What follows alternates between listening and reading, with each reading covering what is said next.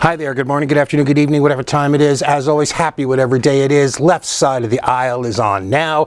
I'm your host, Larry Erickson, and for almost a half an hour, I'm going to be going on about some things that I think are worthy of your attention. I hope you'll find interesting. As always, any comments, questions, reactions, they are welcome. You can send them to me directly. My personal email is whoviating, WHOVIATING at AOL.com. If you didn't catch that, didn't have anything to write it down with, you can go to my website. It's called Lotus Surviving a Dark Time, and the URL will be over here a couple of times during the show.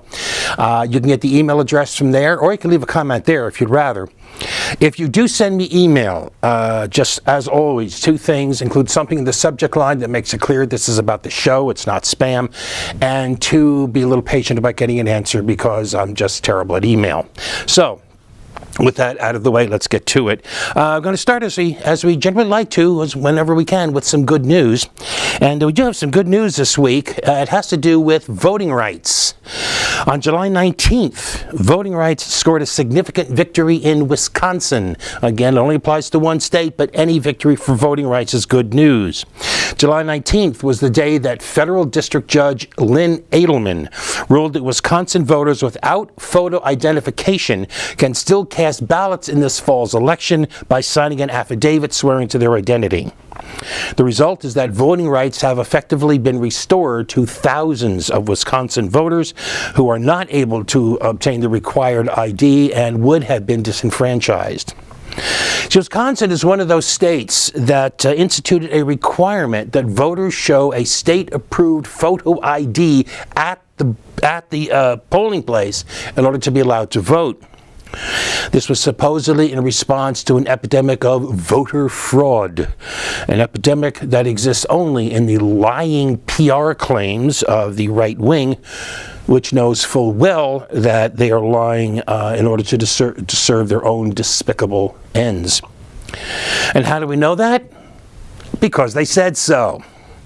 For example, after Pennsylvania passed its photo ID law in 2012, State House Majority Leader Mike Turzai told his fellow Goppers that, he told them, this is at a Republican State Committee meeting, he told his fellow Goppers that the law, quote, is going to allow Governor Romney to win the state of Pennsylvania, a statement that was met with loud applause.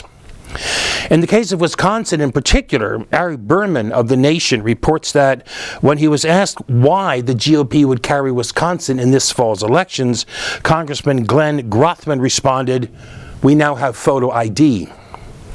Arguing for the law before it was passed, State Senator Mary Lazich told a closed-door meeting of the Senate GOP caucus that, quote, "We've got to think about what this could mean for the neighborhoods around Milwaukee and the college campuses around the state." Why are those significant?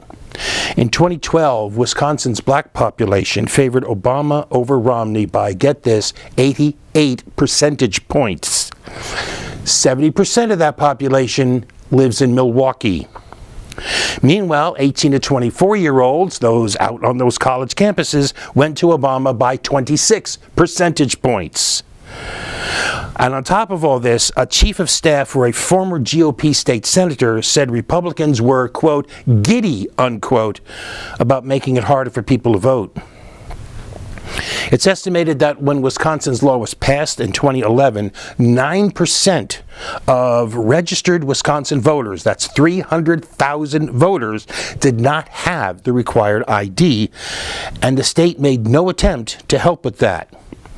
No money was allocated to educate the public about the law, and the nonpartisan agency, which was tasked with overseeing Wisconsin's elections, was replaced by a six-member board divided equally between Democrats and Republicans, which of course all but guarantees the same sort of political deadlock that has now made the Federal Election Commission such a joke.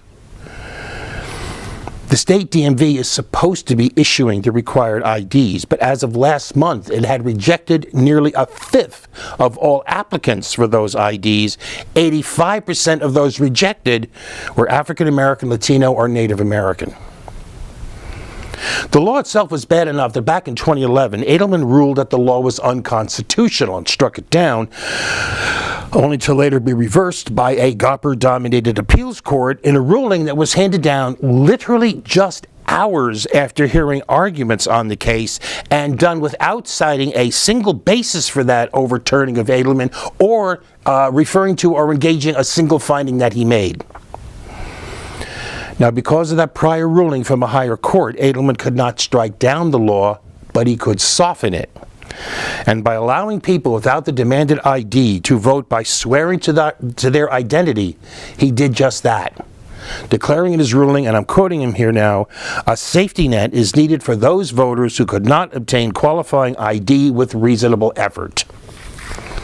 Now, technically, his ruling is a preliminary injunction. The case is still going on. It was issued because Edelman found that those arguing for a way for voters without ID to be able to cast ballots, he found that those people were very likely to succeed in the case. But legal technicalities aside, the result is that thousands of Wisconsin voters, most of them young or people of color, will now be able to vote this fall, despite the continuing efforts of Governor Scott Walk-All-Over-You and his right-wing cronies to keep them from doing it. And that is good news. All right, next up, the return of one of our regular features, but it hasn't been around for a while. This is the Outrage of the Week.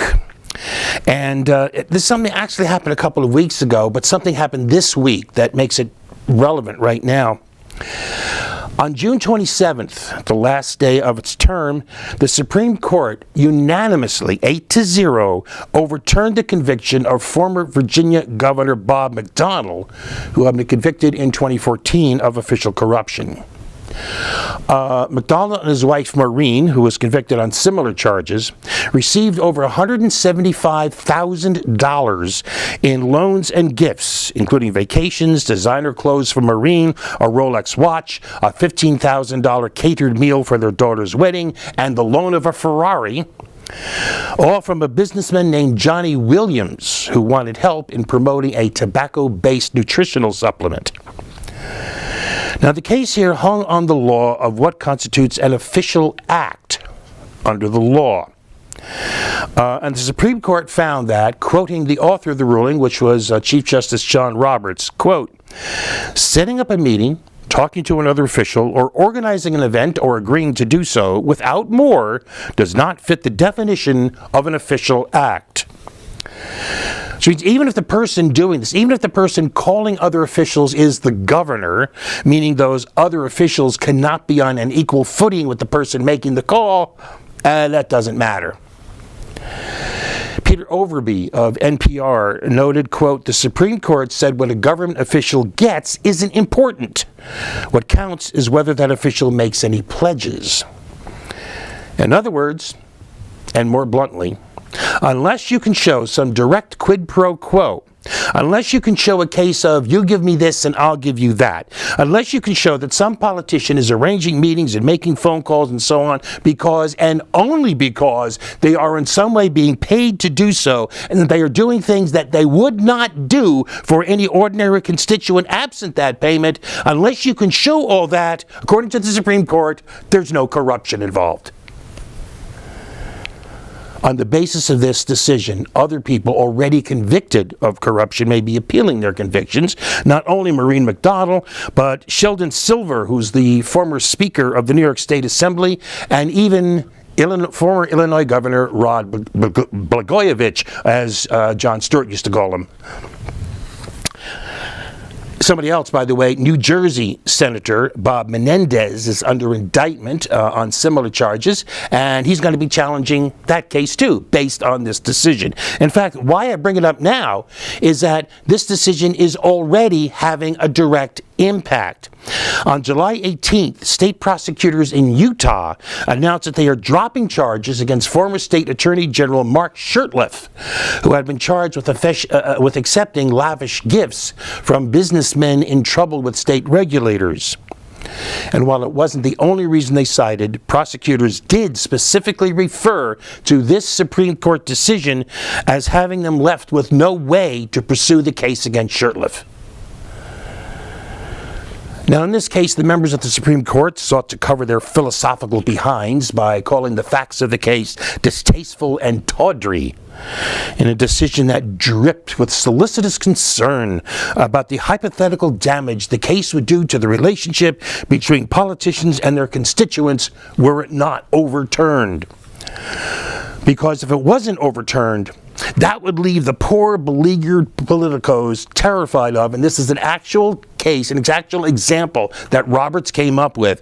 It would leave them terrified of doing anything in response to, quoting, homeowners who wonder why it took 5 days to restore power to their neighborhood after a storm, for fear among those office holders that they themselves would then be prosecuted for corruption on the grounds that, quoting again, the homeowners invited the official to join them in their annual outing to the ball game. That this sort of pathetic nonsense is supposed to pass for the rational understanding of the real world and real effects on the lives of real people. That it really, in its exalted legal analysis, equates the influence and power of a rich businessman able to dole out $175,000 in gifts in pursuit of profit with that of a group of homeowners able to afford an annual outing to the ball game is mind-boggling. It brings to mind Anatole France's famous remark that the law, in its majestic equality, forbids the rich and the poor alike from sleeping under bridges, begging in the streets, and stealing bread.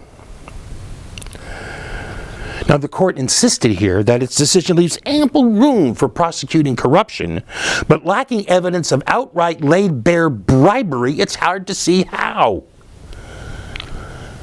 Noah Bookbinder, he's the executive director of the group Citizens for Responsibility and Ethics in Washington. He blasted the decision as making it, as it does, harder to prosecute officials for corruption. Quoting him, the Supreme Court essentially just told elected officials that they are free to sell access to their office to the highest bidder. If you want the government to listen to you, you better be prepared to pay up. Because that's how the game is played. And the utter failure by the Supreme Court to recognize that, to instead present McDonnell as having engaged in nothing more than ordinary constituent service, is either appalling ignorance or willful deceit, which in either case further entrenches the systematic corruption of money in our political process with the blessing of the Supreme Court. And that is an outrage. And we're taking a break.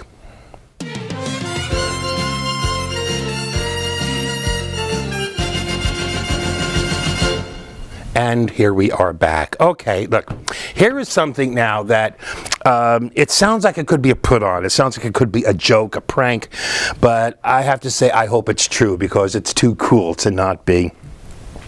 On July 28th at the Democratic National Convention, protesters outside the building, along with some Bernie Sanders delegates inside, intend to hold what they are calling a fart-in. The plan is for people to eat a bunch of beans and generate the expected results a few hours later. Now, obviously, people can't time their toots, but the hope is to generate a certain amount of, let's call it, atmosphere right about the time that Hillary Clinton is accepting the nomination. The idea, is described by former Philadelphia Health Commissioner Dr. Walter Tso, who plans to take part, is to have a whimsical way to say, this whole nominating process stinks. This few test, if you will, is being organized by Sherry Hunkala of the Poor People's Economic Human Rights Campaign from an idea apparently first suggested by Saul Alinsky. It's unknown how many people inside the hall are actually going to take part in this, and those that will are keeping silent about it. And as for those who would dismiss this fart-in as juvenile or pointless, I will note that the very oddness of the idea, the very oddness of the plan has gotten it, and the concerns that are driving it, attention from the media, including such as U.S. News and World Report, Fox, NBC, New York Post, the Philadelphia Daily News, Time, and more. And getting attention for the concerns involved is what any protest is actually about, which means this one's already a success. Kudos to Sherry Hunkala for putting together a protest that is truly worth a hill of beans. All right, and now from the absurd to the absurd. It is time for the Clown Award, one of our other regular features, given as always for meritorious stupidity. And our clown this week is a truly deserving recipient. It is Representative Steve King, far-right flake of Iowa. He was on MSNBC on the afternoon of July 18th as part of the network's coverage of the Gopper presidential convention. He was on a panel moderated with Chris Hayes, along with White House correspondent April Ryan and Charles Pierce, who's a writer for Esquire. When Pierce said that the convention hall, quote, is wired by loud, unhappy, dissatisfied white people, King said that Pierce should, and this is a quote, go back through history and figure out where are these contributions that have been made by these other categories of people that you're talking about. Where did any other subgroup of people contribute more to civilization? Hayes, clearly taken aback, asked King, more than white people? To which our clown said, than Western civilization, which he described as rooted in Western Europe, Eastern Europe, and the United States of America, which means white people, and every place where the footprint of Christianity settled the world. Hayes, obviously fearing things are about to fly out of control, cut short the segment. Now, King is an old-line racist and bigot and often seems to be genuinely mentally disturbed. As one example, in 2013, when talking about immigration reform, he declared that for every illegal immigrant who becomes a valedictorian, quoting him, there's another 100 out there that weigh 130 pounds and they've got the calves the size of cantaloupes because they're hauling 75 pounds of marijuana across the desert. For another, earlier this year, he said the decision to have Harriet Tubman replace Andrew Jackson on the $20 bill was racist and sexist and part of attempts by Barack Obama to upset this civilization. One very pointed response to that was a commenter who suggested King should move for a new $15 bill with Tubman's image on it, calling that a 3/5 compromise. Even if he heard the comment, I doubt, frankly, that King would have any idea what the point was. And if you don't get the point, please look it up. 3/5 compromise. Even against that background of this latest descent into dumbness, this latest sinkhole of stupidity, this is truly meritorious in its self-satisfied ignorance. Now, leaving aside areas like philosophical and spiritual religious concepts, which King would likely sneer of that they're of no value because they're not Christian, we should note that the very idea of civilization itself, as we understand the term, did not come from the Western world. The first settled communities arose in Mesopotamia. The non-Western world also created astronomy, monetary systems, critical innovations in art and architecture, games like chess and Go, and a whole lot of other things. But if you want more specifics, you want more practical things, all right. Among the contributions from China have been ink, paper, porcelain, gunpowder, some of the earliest clocks, and the compass. In addition to preserving knowledge from ancient Greece and other places at a time when Europe was hunkering down in superstition and ignorance sufficient to become known as the Dark Ages, the Muslim world on their own came up with, among a bunch of other things, hospitals, coffee, perfume, the first university, and, oh yeah, our modern system of mathematics, which has made our entire modern world possible. Muslims developed this after adopting the concept of the zero, which came out of India. In fact, the very word algebra comes from the Arabic word al-jabar, and the word algorithm, which refers to a mathematical process that follows a set of rules, comes from al-Khwarizmi, which was the name given to a 9th century Arab mathematician. Or would you rather be balancing your checkbook in Roman numerals? Oh, and one more thing that the non-Western world contributed, something that even lame-brained Stephen King would have to acknowledge as a contribution to the world: Christianity. My gosh, looking at Stephen King, it is hard to believe that so little rational knowledge could be inside such a fat head. Representative Stephen King, bigot, bozo, buffoon, and world-class clown. All right, we're going to close out the show with a review of the world in numbers, just going different parts of the world, touching things just through numbers. The first number is 50,000. That is the number of people who have been fired or suspended from their jobs in Turkey in the wake of last week's failed coup. This is now taken on every sign of being a combination purge and witch hunt designed to stamp out and suppress any dissent to the government of President Recep Tayyip Erdogan. More than 9,400 people have been arrested. Amnesty International has called this a crackdown of exceptional proportions. Turkey had stood for years as the nation that proved to the world that you could be both Muslim and democratic. But in recent times, there has been concern that Erdogan and his allies in the national legislature have been pushing the nation in an Islamist, by which in this case I mean theocratic, direction. In the wake of the failed coup, Erdogan has taken steps to further centralize his own power, which only intensifies that concern about the nation's future. Or the next number is 30. That is the number of years for which the British Parliament voted to renew the country's Trident program. Trident being a submarine-launched nuclear missile. In other words, the Trident is the Great Britain's nuclear weapons program. According to new Prime Minister Theresa May, apparently out to prove that she is as Margaret Thatcher as can be, abandoning weapons of mass destruction would be an act of gross irresponsibility, while accusing critics of the program of being the first to defend the country's enemies. The approval came despite the fact that the government's own long name National Security Strategy and Strategic Defense and Security Review. That review found, quoting, no direct threat to the UK or its vital interest from states developing weapons of mass destruction, which means, put another way, there is no basis for the claim that the Trident program serves to defend Great Britain. Now, the renewal passed handily, 472 to 117.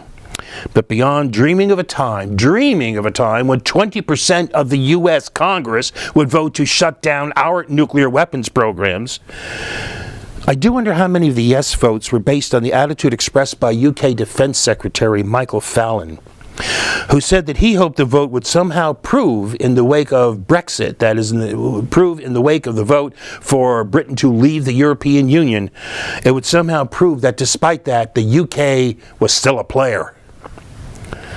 Because it seems being able to commit mass murder is how you prove that you still count as a nation. Next number is less than 9. According to Oxfam, that is the percentage of the world's refugees hosted by the world's 6 richest nations combined. And of those 6, one of them holds a third of that total. Those 6, the United States, China, Japan, Germany, the UK, and France, together account for nearly 57% of the entire world's GDP. By contrast, the 6 nations, Jordan, Turkey, the Palestinian territory, Pakistan, Lebanon, and South Africa, the 6 nations that hold more than half of the world's refugees, more than half of the world's 24.5 million refugees, account for less than 2% of the world's GDP. Those with the most are doing the least. Those with the least are struggling to do what they can, which sadly is not an unusual situation. As a quick footnote, those figures do not include people who have been driven from their homes by violence, war, and human rights violations, but who have not left their country, and so they are not counted as refugees. They are called internally displaced. Add those people, and the total number of displaced persons rises from 24.5 million to over 65 million, the highest total that the UN High Commissioner for Refugees has ever recorded. Next number, 8. That is how many of the 9 primary uses for which medical marijuana is recommended, for which prescriptions for corporate-produced drugs have declined in states with medical marijuana laws. This chart is based on a detailed study of drug prescriptions over the period 2010 to 2013, and it shows the difference in the annual number of prescriptions per doctor in each category in states with and without medical marijuana. In other words, a typical doctor in a state with medical marijuana issued nearly 1,900 fewer prescriptions for painkillers each year than did doctors in states without medical marijuana. And so on down the line. Fewer prescriptions for anxiety, nausea, psychosis, seizures, sleep disorders, depression, and spasticity, which is uncontrolled muscle stiffness or spasms, often associated with conditions like cerebral palsy and multiple sclerosis. To check their results, the researchers looked at prescriptions for other conditions, ones for which medical marijuana is not recommended, specifically blood thinners, antiviral drugs, and antibiotics. They found no difference between states with medical marijuana laws and others, confirming that it was the medical marijuana laws, not something else, that made the difference in those 8 cases. You want to know why Big Pharma is fighting against medical marijuana? The answer is in the chart. It's costing them profits. 63. According to a new Washington Post ABC News poll, this is the percentage of Americans who hold that race relations in the U.S. are generally bad, with the majority saying they're getting worse. The good news, if you can call it that, hidden in the bad news, is that the increase from 48% found in a Pew survey this spring was largely driven by white Republicans and independents who previously had tended to deny that racism was a problem, but now were forced to acknowledge it. Finally, our last number, 0.0067, or if you prefer 1/150th, or if you prefer 2/3 of 1%. According to Bloomberg New Energy Finance, a company that invests in renewable energy, that is how much solar power per unit of output cost in 2015 as compared to what it cost in 1975. Meanwhile, the number of solar installations is 115,000 times as many as it was then. The company predicts that even as coal and natural gas prices stay low, within 15 years, wind and solar will be cheaper in many countries and cheaper in most of the rest of the world within a few years after that. In some places where solar energy is easily really accessible, it's already clearly cheaper. Dubai, for example, has received a bid to supply 800 megawatts of solar power at a rate equivalent to US 2.99 cents per kilowatt hour. By comparison, the average cost of electricity for an American home is 12 cents per kilowatt hour. And it's not just the Middle East. Austin and Palo Alto have also signed contracts for solar-generated power at less than 4 cents per kilowatt hour, to be rather. Even if you take away the federal investment tax credit involved here, it still comes out to 7 cents per kilowatt hour, still well below that national average of 12. Now, unfortunately, this still means that we are truly up against it with regard to global warming, because the timelines involved reach out to 2040, by which time we may already have irrevocably committed ourselves to blasting through the 2 degrees Celsius target. But at least it offers some hope and a promise that maybe the worst effects can be headed off. That's it for this week. We're out of here. We will see you next week. In the meantime, you, as always, have the best week you possibly can, and peace.